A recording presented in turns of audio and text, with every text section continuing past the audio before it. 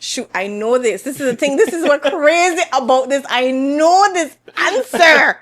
I know. Ah! Oh my goodness, why can't I think about a key?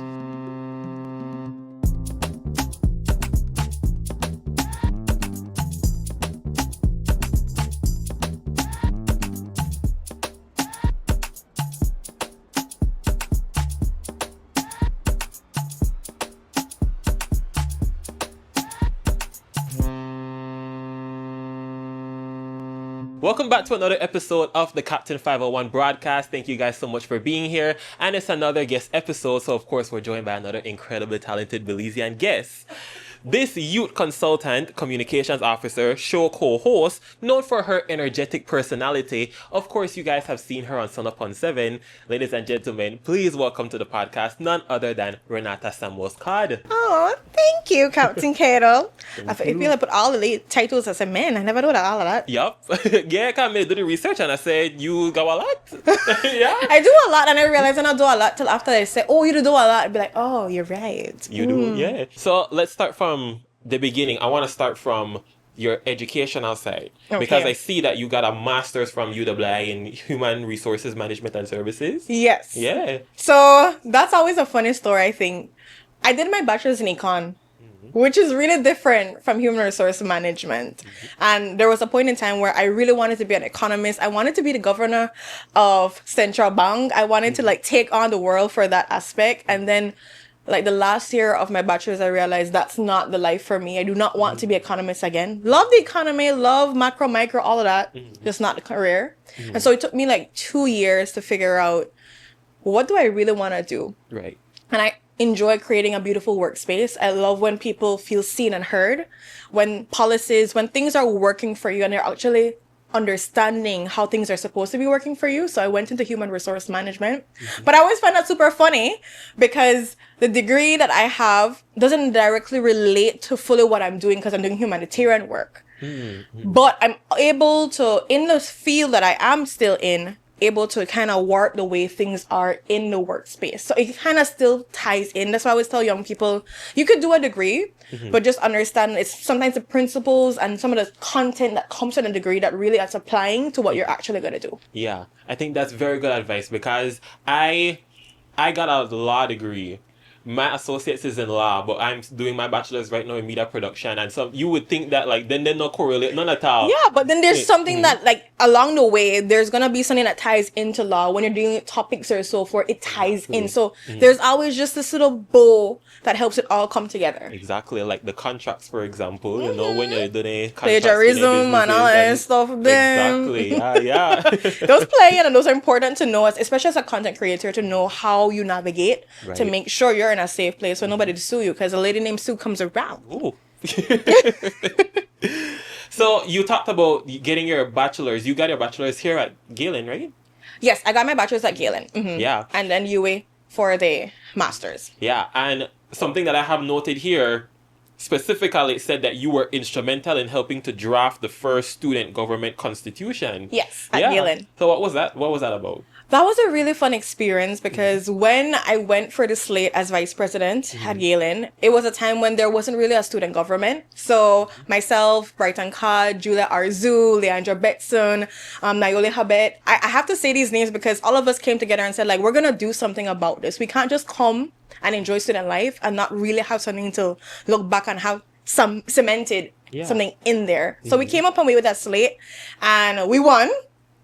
And when we won, it was really interesting because our first thing was to increase the way we, first of all, see school of just student life, but also to put things in place. They did not have a constitution at all. So that's the first thing was okay, what governs us as a school? What do we need to feel like we have quote unquote rights and we can be able to have responsibilities attached to that? Yeah. So that was a really fun experience with some amazing individuals too. So I was really privileged to be able to be a part of that change. Nice. So now moving on to your professional side, you then became a public relations officer. Yes. Right there at Galen too, right? Yes. I was working so I did a scholarship at Galen. So I was doing 75% on the scholarship and 25% I was working. And then I did communications for them. I also tutored for English, so I was doing a little mixture of the two. So that's where I kind of started with communications. And then in that same line for professionalism, I started to do communications for the Department of Youth Services right afterwards. So like actually in my last year doing econ, I started to do communications, and I was like, okay, this is something I enjoy. Let's see how this goes. Nice, yeah. And the two of them correlated. And then you were also youth consultant at UNICEF. Yes. So I was one of the youth advocates for UNICEF. I had a beautiful privilege of going to Cape Town, South Africa, where I presented the stats that had for Helping Adolescents Thrive study that we did, where we interviewed many kids all across the country about just actually adolescent health, mental health. So I was able to be one of the facilitators, speak to young people from all ages. But specifically, we were looking at like 11 to like 15, a little bit of 17 too, just to find out what are the things that make you tick? How are we being able to help you as young people to thrive? That's why it's Helping Adolescents Thrive, HAT program. So that was a beautiful experience. I also helped to map out some of their other communication devices on how they speak to young people, interviews with young people, and just to advocate for young people to really be a part of the decision-making process. And speaking of the HAT program, I have here that you were also recognized by the U.S. Embassy for their Youth in Focus Spotlight for being a youth and mental health advocate. Yes, I love mental health. One of the most important thing, I think, as individuals, not even just young persons, individuals need to take care of yourself. We think that it's just our physical, but everything kind of flows from your mind. When you have a proper mentality and when you are given the tools to help you cope, to deal with anger, to deal with happiness, to deal with all of these things, which are safe and okay feelings, but sometimes people don't know how to deal with them. Right. So I think that is really important. Yeah, perfect. Well said. Yeah. You were also senior project assistant at the IOM, the International Organization for Migration. Yes, so that started off first as an internship. So I did there, and when we were doing amnesty, I was actually a part of the amnesty. So I was an intern helping to map out the amnesty. So we were working on like going all across the country. So that was another beautiful experience because I went in the trenches, if you want to say it, in Belize. I don't know if you've ever been to Dolores. Honey Bunch. You got a PG and you got 2 hours out. And that's like Dolores, like almost reaching by Guatemala. Oh, is it like around San Juan or San Antonio areas? I don't remember exactly. Don't even touch it. Don't even touch. I mean, you got the idea. Even further away, closer to Guatemala, is Machiclaha. Dolores is so in the outskirts. They don't even actually have any digis signal. They have to use Tigo, I believe it's called, like from the Guatemalans. Yeah, so they have to do all of that. And, you know, it was there that I saw so many different lives being changed by the amnesty, so much stories also. And you found out that a lot of Belizeans, not only migrants, but Belizeans out there are stateless. They're not even able to have documents. They're surviving at 23 years old and older with no birth certificate, no kind of social security card, no anything, or they're stopping school at a super young age. So you get to see the nitty-gritty, the core, the hurts that were challenges for people that they don't even understand our challenges till the amnesty came around. And it kind of materialized so how much work we have to get done, and how much things can get done too as well, but just with just a stage and a step in it. So I went from an intern to a senior project assistant, and then from a senior project assistant now as a project officer. So there was like shifts in stages when projects came up, and I was able to be blessed with those opportunities to help with different varying things in our country, like supporting our RCM, which is the Regional Conference for Migration. Belize held the presidency for the first time ever. Come true, Belize. Okay. And we were able to chart that territory with them providing technical and logistical support for our government immigration. And again, all of these things were opportunities to see how our country has come so far, but of course, how far we need to go. So I think being privileged and humble to be in positions like that really opened my eyes to the needs, but also what is working in our country, what has been working, and what, you know, how partners really come together and make things better. Right, yeah. What would you say inspires that that need to help others, regardless if there's a, you know, reward, whether it may be monetary or something like that? What really drives you behind all of these projects? I would say that I am a believer. I'm a Christian, and my heart belongs to Jesus. And because of that, I'm being a servant in that aspect, I know I'm called to serve. And it brings me so much joy to feel like I'm walking in a way that Jesus would want me to walk. So it's like, I don't even know if I can describe the feeling of knowing that you're helping somebody. Right. I don't need anything in return. It's just a matter that you helped somebody, you believed in somebody, you supported somebody, even if it's something for just small as information, filling out a form, letting them really understand how important you are, that no, your voice does matter in this whole situation. That, for me, is like a big driver to make me feel like I'm put on this world to do good, and I'm trying my best to do it in those small stages and steps. Nice. Well said. Okay, Renata, I have a game. Oh, I love games. Yeah. Let's do this. I have a game. This one is called the Belizean 5-second challenge. Okay? Jeez The Louise. 5-second rule. So basically what's going to happen is I'm going to ask you to name 3 things relating to Belize. And you're going to have 5 seconds to name them. I both forget my Belizean card, revoke if anything, you know. Whatever comes to mind, with the What? first 3 things will come to mind. Okay, the first 3 things. Hold on, I Uh-huh. can't breathe. I can't pray. Help me, Lord. All right. If I not got it, I just not got it. You got it. You got Alright. it. Uh-huh. I All love right, how you first one. believe. First one. Name 3 Belizean foods. Oh, that easy. Boil up, escabeche, and tamales. See? All right, next one. Name 3 Belizean streets. Oh, Gimnat Street, Sundial Street or Avenue, because you could put it in at one there, and then Crow Road Street. I think Crow Road Street. I didn't even know if there was street. You didn't Mine some about- really interesting streets that I don't think I ever heard of before. Go on Crow Road, you know that was street though. People know about the Crow Road. All right, stop playing these games. All right, next one. Name 3 Belizean elementary schools. Oh, that's good. Hummingbird, Belize Elementary, and Holy Redeemer. Name 3 Belizean rivers. Belize River, Siboon River, and Mascal River. That river? Wait, that's not a We river? might need to fact check that. We might need to Sarsoon fact check River. that. I want to take the Sarsoon. No, I don't like Mascal have a river. No, because I I mean, really try. I don't think Mascal. Macal River. I'm gonna try. Lord. Okay. That's enough. They are the family that cousins twice removed. You just pronounce it different. I have an accent, you know. Yeah. It's that. It's that.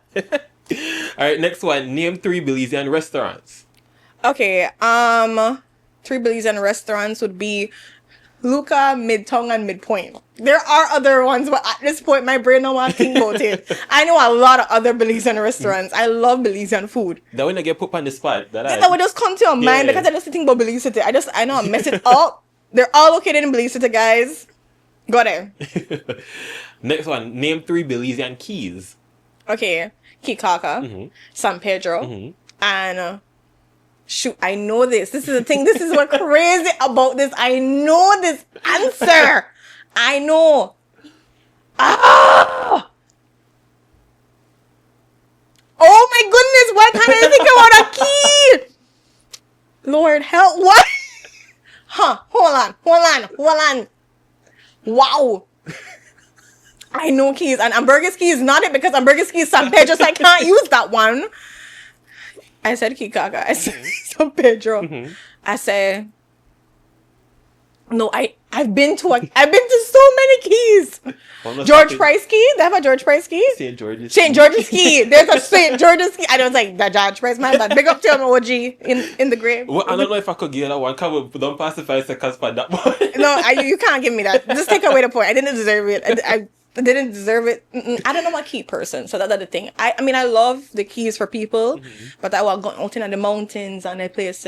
Ask me if I know the names. I might not either, but you know what? I will go. The GPS will take me. Exactly. But don't send, as I've told you already, don't send live location. Send current location. Exactly. Live Send the pin. location. Yeah. Exactly. Stress me right out. Sorry about that. Carry on. All right, last one. Name 3 Belizean artists. Oh, that's super easy. Okay. Marlon Vanson, Nicole Craig, and I'm say Super G.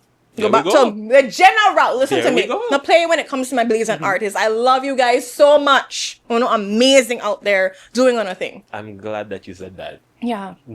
All right. Are you more of a San Pedro or Kikaka person? Kikaka. I like the slow life. They feel like a village more in that aspect.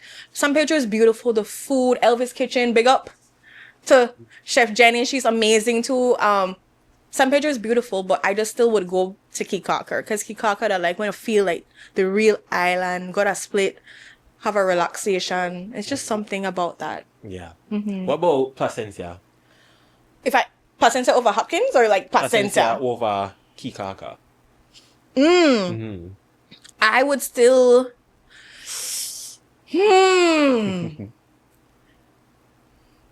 I will do Placencia over Kikaka. I will do that. I will do that. Are you more of a snorkeling type of person, or you would a more climb on my ruin? I would a snorkel. Although, listen, the only reason I don't want to climb in my site is because really I feel like I would have dropped. I don't trust myself. I don't trust myself. I don't make it gonna rain. Oh, yeah. Like, listen to me. I would drop.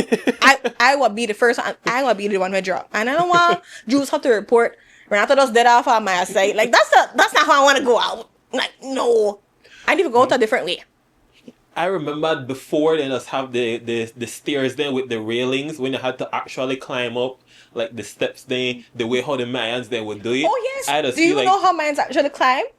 They would like crawl, right? Yes. Like, on all fours. Yes, exactly. That though. I used to always wonder, like, these are some sharp people. Why are you building these big steps? These temples don't need to be so big, man. G, stop it. Like, what you to do? Yeah, I just always feel like I'm a drop though. And then it's that high, like it's so high. You know, unnecessary and uncalled for. It's beautiful, big up to the people, you know, loving a service to the country. But at the same time, man, we come and have flatter terrain. We could have done better for my people. Because now got me on all fours like me a dog. Like, I try to understand what happened. Trauma. You could tell I did go through it with that one there. No, I was like, What are some of your favorite hobbies that you have right now? Okay, so one of my go-to hobbies, which I don't know if it's a hobby, it's just like a day-to-day thing that I always do, is like I get up early and I wake up early for the show. So I just understand how early I have to get up to do like my Bible journaling. And I have to do that to start off the day right. But like it's become like this kind of obsession because I'm going in and then I'm reading versions of the Bible too. So I had to get like too much embraced and like I had to go eat. And then I have a highlighter. I don't know why they give me a highlighter. Well, actually, I give myself because I buy it. But you know what? I don't know why I buy myself a highlighter because I had a DP in the color. And then I said, "Ooh, you said this?" And I was like, and I had to go on bad. So the whole page highlighter. I'm one of those persons, by the way. I'm like post-it, highlighter, everything, marker, like real.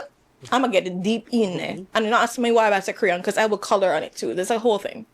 So that's one of my go-tos. But I also just really enjoy spending time with family and friends. Nice. I'm a homebody where everybody comes over and we have game nights. Do you know how much Unos I own? You have the Uno No Mercy? That's the least of your... Uno No Mercy, Uno Teams, Uno Party, Uno Liars. That the next one too. I like. You do the Uno Liars, Boy, that got trust issues.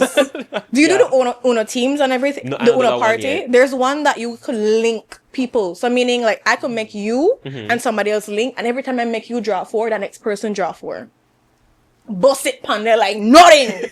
Take it. And then I like the No Mercy because I just like somebody to draw 25. I just like you to get out. Like I just want to slap you to draw 10. Yeah. What? Because you said that again. Next draw 10. Like, oh my, I have no mercy. Yeah. We don't know friends. I'm gonna pray about it later. It's okay. It's okay. Like my friend group, they don't know like once that +2 start, from there that does. And you have to start at. I like it when you start at +2 because I like the build up. Yes. So like you give me +2, then somebody's like, oh, you think that me +2? Oh, you think that you +4? Then they're like, oh, you think that you +6? Then they're gonna bust it with a 10, and somebody like, oh no, she did it, and then like you're just like. They are not a +10. You know, I'm not. Yeah. Then nothing worse than like I don't know if you play because our rules kind of different. We don't care, right? So if you put 10, and then you're in this row, so like say your friend's supposed to get 10, and I put 10, I could give you that full amount, and it'd be for you, even though I did after you. I mean, I did before you. So like we could do it like that. So like you match it. So if you do the draw 10, I come and match it with our next draw 10. That's some kind of dangerous. It is dangerous. Like Uno make you really question your friendships. Big up to all my friends where we play Uno and we do our thing, but I've yeah. also just started to get into Flip 7. Flip 7. I have to show you that one. Yeah, that I need. Oh, have you played Taco Cat Goat Cheese Pizza? Okay, I've briefly seen that, but I don't know like the full rules of it. Anxiety. The way how that go. Woo. So the way you play that, right? Like you basically just call out the cards. Taco, cat, goat, cheese, pizza. But if you have one of the cards that was a taco and you call out taco, everybody have to put their hand down. Okay, yeah, I know that one. So that one there. And then if you do like they have this other card, I think they're like what gorilla, you have to like beat on your chest. And then you still have to put your hand down, and whoever hand it down, they're supposed to grab the whole listen to me. The way nobody you need to kind of listen to me. You need to be prepared though, mentally prepared, because we don't care who you are. Yep. Like our husbands and wives, like my husband and me, we not married when we play games. Like I don't know who you, Philip. I am not Mrs. Codd anymore. I'm Renata, and I am ready to like pong. So I don't care. I make you drown, and I feel bad. I sleep good the night like a baby. Actually, it's like. What about like a good pity pat game? You know, I don't play Pity Pat long time. You need to get back into it. You ever play Monopoly Deal? No. I don't know if we play Monopoly on a whole or no. Okay, so Monopoly Deal Monopoly Deal is like the best way to play Monopoly with a shorter version of it. Because you know Monopoly takes forever long to finish, and I feel like I bought for turn a granny when I did that. Yeah. But Monopoly Deal is basically cards. So you get to have like you have to create your amount of properties, but the thing with that. And that's why I tell my friends they're toxic in the best way possible. Love you guys. But with that, like once you have somebody pick up like or pay you 2 million, if I don't have no 2 million, I have to give you a property. So many times like people start up and say, everybody pay me 2 million. It's your birthday, everybody pay me 5 million. Or you could pick somebody to pay you money. And if you pick somebody and they just have properties out, the loan of that you would get. And then you could also stop a deal. So you could say no. You could take somebody whole full property. You could swap your property with somebody else's property. And the whole point of the game is at the end, you have to have 3 full properties. And it's really simple. It's very toxic. And it's not good for your health. But you should do it. I 100% tell people, go for a Monopoly Deal. It's a good game. Please get it. Yeah. I promise you, even though you're like Monopoly, you don't know if play that one.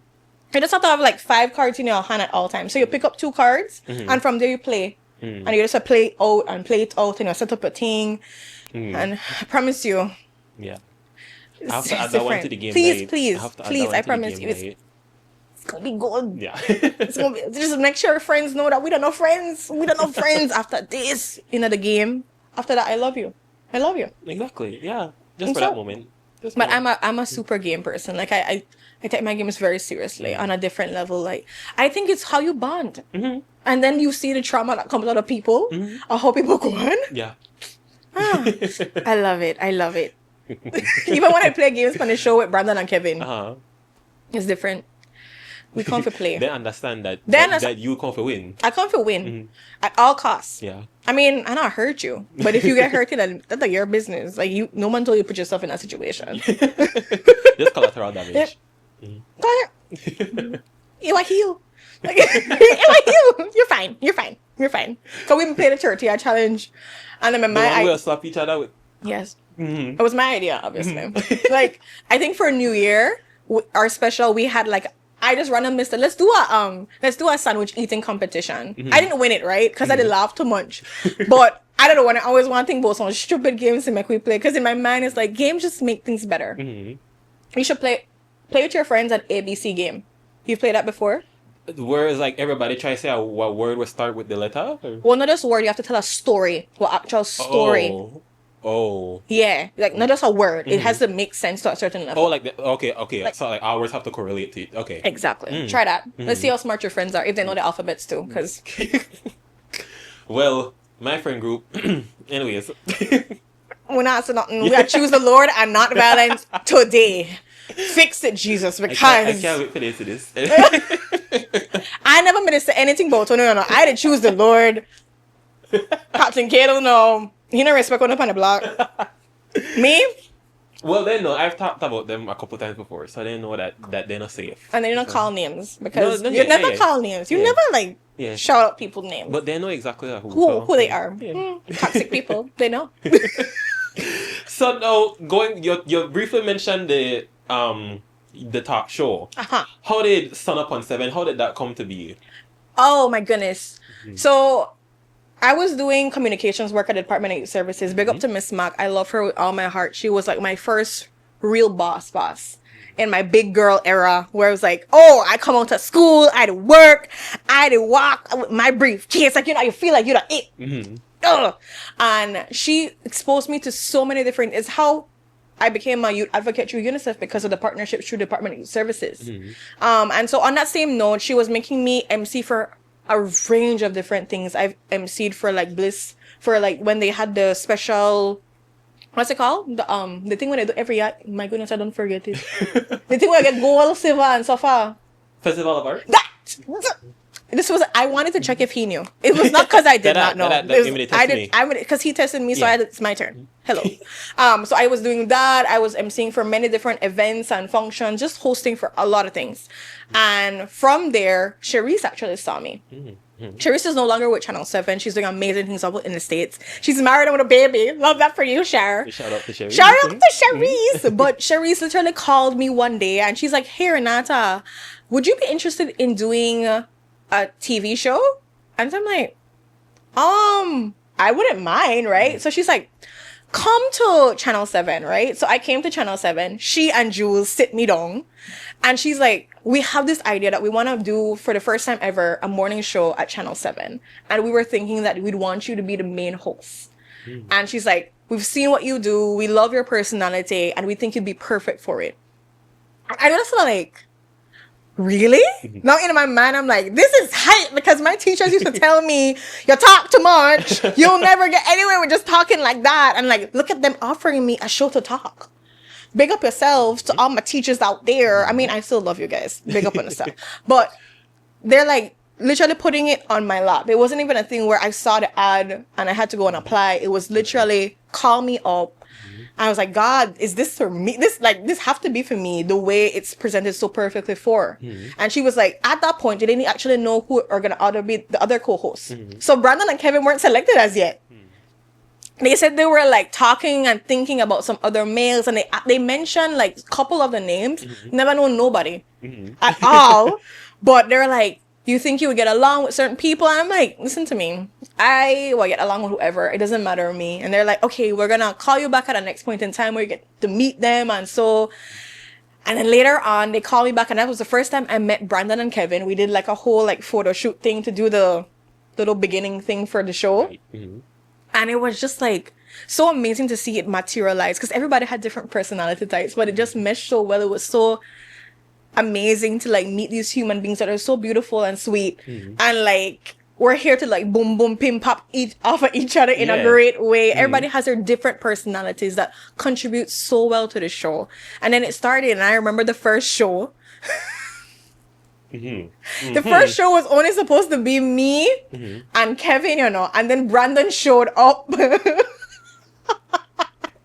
It was hilarious. It was really hilarious. And then Kevin was late because he was stranded and he had to come back on a motorcycle for a friend that he hailed off at the street. It was hilarious to see how it started off as. And I remember when I did the first episode, I was like nervous in the sense of just like, will they accept me for my personality? Will I be too much? Like, how does this look? How does this feel? And I just like, you know what? Whatever happened, God did us that. I'm gonna put myself out there and accept it if not. Accept it if not. It's whatever. It's whatever. And like, it started to grow. There was a lot of like negativity in the beginning for some people. And then of course, a lot of love too. So like, it was a meshing thing. And I had to like learn and grow of how to deal with negativity. And people saying, because you come on as a Black woman, and most of the other shows had more either Hispanic or women that had permed hair or whatever it is. And so you're coming on, and then as a Black woman, you have different hairstyles. And sometimes you'll wear one hairstyle all week. And that became a problem one spell. Like, I remember they'd call me out with my hairstyle, and I didn't catch feelings. And I'm like, y'all don't want to comb my hair for me because it's at work. But like little things like that became a topic, and I had to like navigate it. And remember, like at the end of the day, they're projecting from their own insecurities, their own issues. And this is me. And if I love my hairstyle, I ride that bad boy out for the full week. I'm gonna do 2 if I want to do 2. Period. So it was just like kind of conquering that and learning to be comfortable in my skin. And just being like, you know what? I will say some things that might not sit well with everybody, but that's okay. I'm going to love me regardless and accept who I am. And that's going to be presented. And if you don't like it, that's okay. Respectfully, that's your loss. Respectfully. I think the show really kind of pushed me to come into my own even more so. Like, I've always been a bubbly person and a happy person, but there were points where I had to like navigate on how that show would affect my happiness in who accepts me and doesn't accept me. And that was like a lot of hard conversations I had to have, a lot of prayers with God, a lot of reminder of like who I am within him.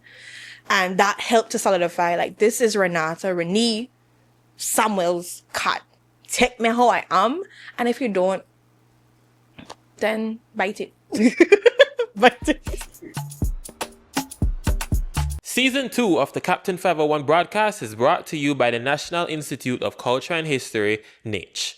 NICH is Belize's premier cultural institution dedicated to empowering contemporary and traditional creatives, nurturing their talents, and recognizing their roles as catalysts for change in our communities, safeguarding both our tangible and intangible heritage. The NICH vision to create a Belize that embraces and promotes our cultures, our values, our identity, our prosperity in our global community is brought to life through a diverse array of programs and initiatives. You can learn more about the resources provided by NICH by visiting the Museum of Belize or the Museum of Belizean Art located in Belize City, the various houses of cultures located countrywide, as well as visiting nichbelize.org or other websites and tools such as the 501 Academy and Access 501. Part of the reason why the show does so well too, because I feel like if you had co-hosts who just said everything that everybody wanted to hear, then it would be boring, like nobody don't want to say that, Everybody's very raw on that show. They're very like upfront, and they're not gonna sugarcoat things. We're gonna bicker at each other. Like, right. Kevin and I have a different, more loving relationship than how me and Brandon are like siblings, or like we are like nitpick at each other in that way. And it's just in itself, like I said, everybody has their essence that they bring, and it would not be Sun Up without their essence. So we've actually had like, Charisse left, Chantel left. We've had people like Ashley Langford, that's amazing. Unionist now and everything. She was there, and like everybody brought their essence. And it's good to now see how, the show has evolved with them leaving their marks there. And then, of course, us kind of like evolving with the new staff and everything. Because there are a lot of other persons that came and went. But again, so much essence. Yeah. So how do you, you talked about this a bit, but how do you find balancing your work life with having a, social life? I think it's because my friends are very understanding that I'm a busy bee. Like, literally, one of my friends, then she gave me a planner for Christmas. Like, it was hilarious when she gave me like a 2026 planner. Keep it. But I have such understanding. My team, my tribe, the people that support me, like, they're so loving, so authentic, and so accepting of the fact that I might not show up the same way every single day. And they give me that space to not show up and to show up when I can. And it's such a beautiful feeling. Like, I don't think I would be where I am right now if I didn't have God and them that were placed in my life to just like support me, encourage me, pray for me, love on me, and make sure I remember that it's okay that I'm not being the best daughter, I'm not being the best wife, I'm not being the best friend, I'm not being the best auntie, or whatever it is in that sense. Like, they're just super understanding of it. So it's hard to balance. I will not say I balance it at all. I suck at it. Bro, many days I had to struggle for dear life. But it's in that struggle that I find out how much they love me and how much they care for me. And like, we try to find moments in it where we're like still showing up. Right. We're still present. Even if it's just a little call, even if it's popping up at my house. Like, one of my best friends, she has to literally come to my house at 9 p.m. when she's free, and then I'm now free to just have a little chat Right. And we go for a ride and we come back. But it's again finding those moments where you can be able to mesh it all together. But again, having people that are understanding is all in that. Of course. Because social life would not be it. It would be our work. Because I work I get up at 4:30. But my work starts at 6:30. And then I'm not done from my other job until like 5. So like you're going from 6:30 to 5. Right. Then I have to go home and be a whole wife and be a daughter too, because I have to check on my mommy and my dad and my nephew. And then I have to be a good friend because I have to check on my friends sometimes. And like all of that has to be meshed together in one. So I feel a lot. Yeah. But shout out to the team. Shout out to the team. Shout out to all of you. You guys know who you are. I'm not listing any names. I will not do that. I will not play with my heart like that. But everybody that is in my circle that understand and have given me so much space to be, I cannot thank you so much for just being you and allowing me to be me. That's a privilege, a serious privilege. When people are out there talking about how they're really struggling to get by and everything, I wonder sometimes if they really have a good tribe to push them and to support them and give them those soft days where it's just like, you don't have to do anything. You just have to be present. You just have to show up. You don't have to plan. We're going to do this. Or you could just be like, guys, we'll do this Thursday at 9 p.m. or whatever it is. And they're going to all pop up and make it happen. Like that's a privilege I didn't realize until I had conversations with other persons where like they're not having that same privilege. And then it makes you be so grateful for that. Yeah, well said. Do you still find the time to like scroll through social media? Yes and no. Where I feel like I take social media with a grain. Is it a grain of salt or rice? I don't remember how you say it. Grain of salt? That you better be correct because I wrong. I wrong. I think the grain of salt. Grain of salt. Grain of salt. Because rice don't have grain. Rice have grain. Rice have grain. Right. But I don't say that. Wow, gosh, and I'm on a morning show, guys. It's so sad. Like, how is this happening? But this is what I was telling you about, like, very raw. Like, okay, I'm gonna say it, and I'm not gonna take it back and be like, oh, I had a ooh. Yeah. But You can't take it back. I can't. It's there. But what was the question? What was the question? Oh, I would ask. What was it? If you still find time to scroll through social media. Yeah. That is it. And not really. I struggle to scroll. I struggle to scroll. You know what? This word. It's that word. You struggle to scroll. I struggle to scroll. I have to say that in a low voice so I can get it. But it's mainly because I'm doing so many other things and I'm trying my best to have conversations. And with that, I won't necessarily have time to just go. I just got TikTok last year, October. Most of the ways I was getting TikTok and seeing stuff is just when people would send it to me. And it's mainly because I didn't have time. I didn't see the need to do it. It was just more of, I'm going to have a conversation. I'm going to relax. I'm going to take some naps. I'm going to pray. I'm going to praise and worship. I'm going to do all these other things that I feel like add more value to my life than just scrolling. And if I am scrolling, I'm going to be looking at things that really feed into my health. Because I'm not going to be out there doing no comparisons, doing no worries about this one had to cost this one, yeah. Like, there was a point where I'm in the deep end, though. I'm in a deep in with like they try this one I shush, this one I put this one out. Oh my goodness, like you know, you could get hyped in it, and then I'm like, what is to feed my soul? My bank account not get fatter because I may listen to this story. This not the nothing for me.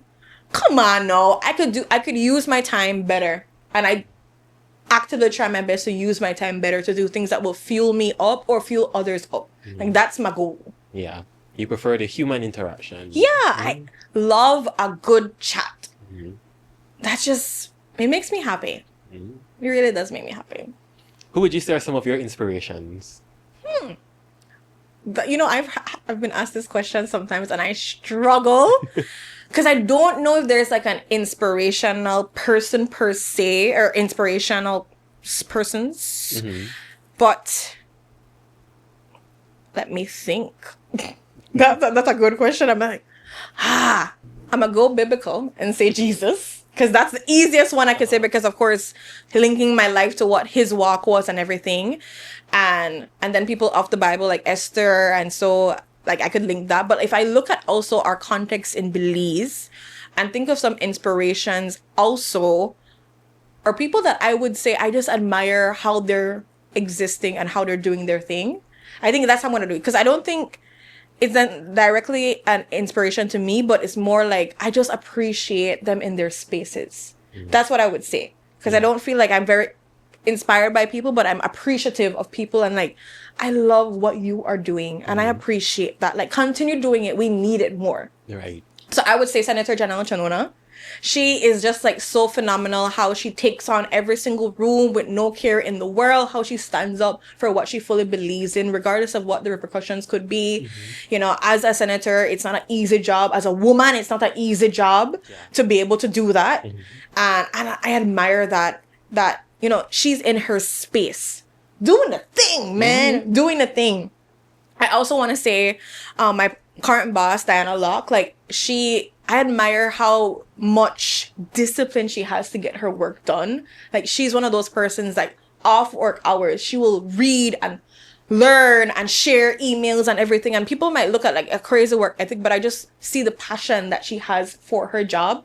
So like things like that make me say, man, these people are doing their stuff. And that in itself is beautiful. And I admire women really when it comes to that aspect, because women have played such pivotal roles in making things happen in this country, and I don't think they get shed that light as much. Yeah. And they deserve it because they're doing a thing. Yeah. So yeah. Speaking of women, you're also with the YWCA, right? Not necessarily. I was on that when I was with the Department of Youth Services. Okay. And I did some work with IOM with YWCA, but not with them anymore. But they are phenomenal too. Yeah. Yeah. Where do you see yourself in the next 5 years? I see myself with a baby. Like, Ooh. I want to start a family. Not today, but not today, guys, not today. But I see myself, you know, having a child. I see myself like growing and nurturing my family. I see myself still in a humanitarian service space, because that I'm a servant leader at heart. I am somebody that always just wants to help people. So no matter what I'm doing, that has to be attached to it. Some way, somehow it has to be there. So I just see that aspect, like in the next 5 years, I will definitely be having a little baby, running behind that boy or girl. I want a boy, but you know, I know what God wants. But and just again trying to support and help however I can in my community, and being the best version of myself that I can be. Like, I remember there was, I think it was Jarrell Vasquez. He came on. Vasquez. He knows I know his last name in a bad way. I can't remember, but I'm bad at names. Help me here, people. Give me a break.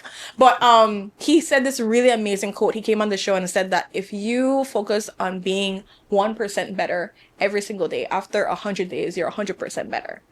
And I like that stuck with me. I was like, man, that is so true. I don't have to be killing up myself and making these crazy, unpractical resolutions. I can just 1% better, breathe, give myself praise, ask God to help, and it happens. So that's why I'm looking at myself, like getting better, being a better person, community supporter, and being a mom ultimately. Nice. Well said. And lastly, where can the people find you to keep up with you? So I post sometimes. But I'm on Instagram as my exact name, because the way how I cannot do with the bad girls this and they like all the league hyphenated things. I don't know what to call, like they have some symbols where I'm like, big up to Ono, you know, kudos to you. It's not your girl this or your bad gal this or like no, not all of that. But you can find me on Renata Samuels Codd at Instagram. I'm also Renata Samuels Codd on Facebook. I don't know what my TikTok name. This is how bad it is. Like, I literally just have that so they could send me TikToks. That is literally the only reason that I have this thing. Yeah. But yeah, you could find me there if you want to connect. I'm always open up for a conversation. For young people out there, I will say that I love having conversations about things that you're aspiring to do. Like, I helped to draft the youth policy for Belize, and I was one of the facilitators for that. And like, youth work and development is like core to my heart. So if there's any conversation you guys want to have, I'm always open for it. Let's talk. Let's chit chat about it, or let's talk about God. Whatever it is, like I'm always open to a chat. I'm really big on the people. So, There you go. Make sure you guys keep up with Renata on her journey.